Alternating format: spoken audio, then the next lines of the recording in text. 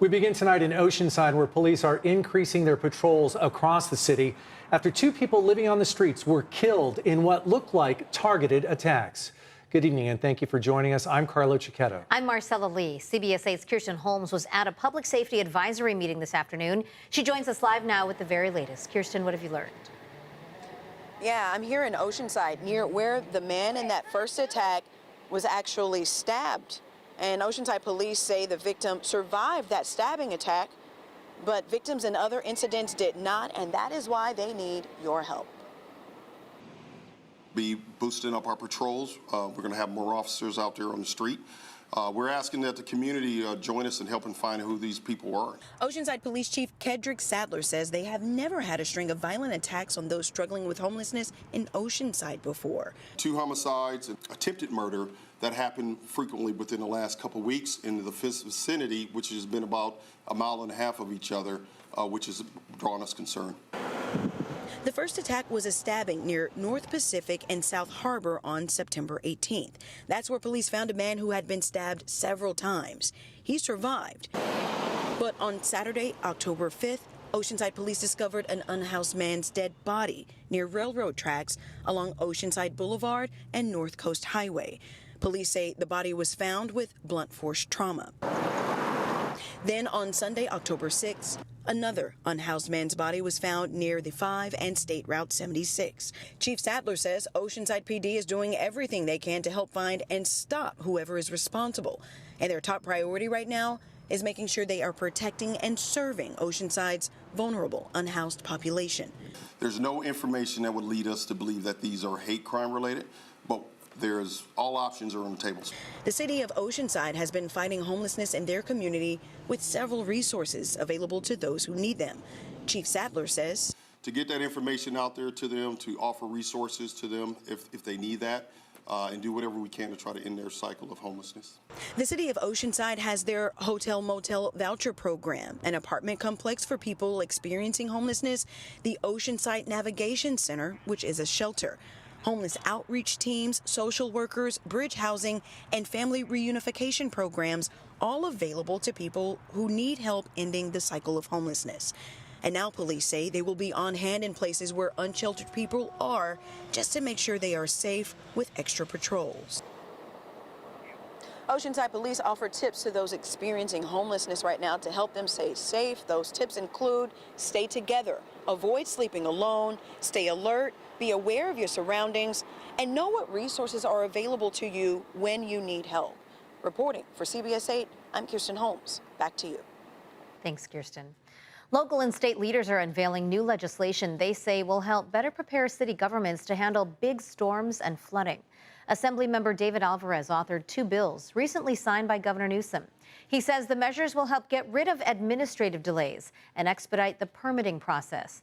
That will allow city crews to get maintenance work done faster. The streamlining process so that we reduce years worth of permitting and waiting and going back and forth to now hopefully months at maximum so that the work can get started as soon as possible. The city of San Diego says it has cleaned 18 miles of storm channels since major flooding happened back in January. People who are still struggling to rebuild their lives since that flooding say while it is a good step in the right direction, many families are still frustrated with the city's lack of response and assistance.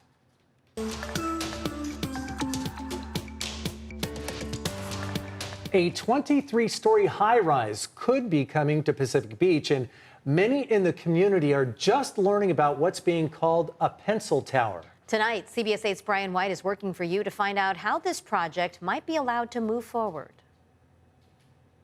It's just a terrible idea. We can't handle it. Some people in Pacific Beach are just now learning of a massive high-rise planned near the corner of Cass Street and Turquoise in what's called a pencil tower. What they call them is a pencil architecture. It's some new technology that they're using all over the country to get very narrow, tall skyscrapers. Marcella Bothwell is chair of the PB Planning Group. She's one of the few people who has seen the developer's plans, which you have to do in person at City Hall by appointment only. She could take notes, but no pictures. What I saw was an incredibly large 23-story with a penthouse. I called the county recorder's office. They told me the property is owned by 970 Turquoise LLC. They bought this building with a Sharp Fitness sign on it last year, as well as 3 properties next to it, including the liquor store in the corner. Turquoise Street is a 2-lane, very small street with parking on the sides.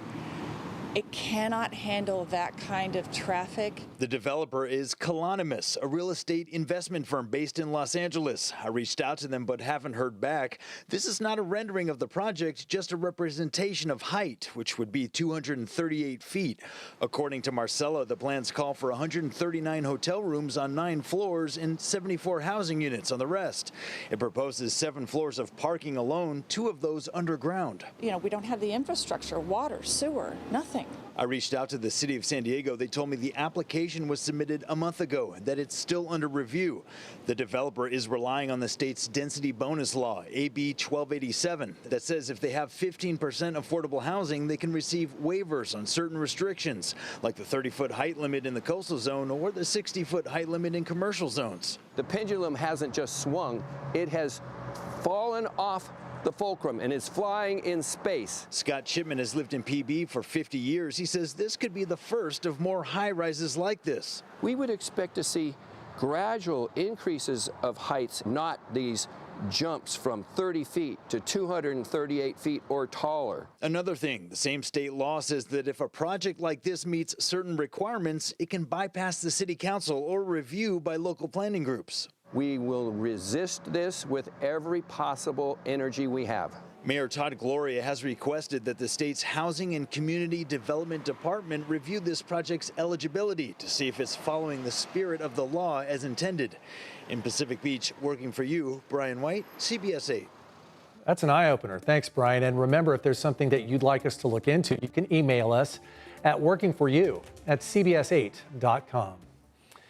October is Domestic Violence Awareness Month, and local leaders gathered today to help the cause. The San Diego Domestic Violence Council hosted an event that featured advocates, support groups, and survivors who want to share their story to help others. District Attorney Summer Steffen made it clear the county is here to help. Have to do this alone. There are so many systems. We now have 2 family justice centers in San Diego County, one in North, one in Central, that are ready to assist you with shelter, with restraining orders, with the adult trauma services. Last year, 5 people were killed in domestic violence incidents in San Diego County. We are learning more tonight about a huge hallucinogenic bust in North County, where they found enough magic mushrooms to get a lot of people high for a very long time. They also found children living in the home. A suspect was in the court just hours ago. CBS 8's Alex Lai has details on the charges he's facing and what sheriffs found when they searched that home. The sheriff's office found more than 250 pounds of psilocybin mushrooms in Randall Vance's home in Bonzel in a business in Fallbrook. Tuesday, he faced a judge for his arraignment. Randall Scott Vance. At this moment, he'd like to enter a not guilty plea and deny all allegations. Vance was arrested Friday morning when Fallbrook Sheriff's deputies and county detectives served a search warrant relating to an ongoing drug investigation.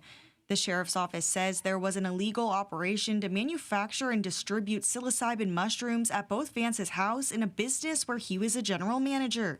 Psilocybin is the psychoactive ingredient found in most magic mushrooms or shrooms and is a Schedule I drug. Possession and sales of psilocybin are against federal and state laws. Along with the mushrooms, sheriffs found 40 pounds of psilocybin mushroom chocolate candy, plus ecstasy, LSD, and suspected ketamine. The sheriff's office estimates the drugs have a street value of more than $200,000. They also found rifles and 4 handguns.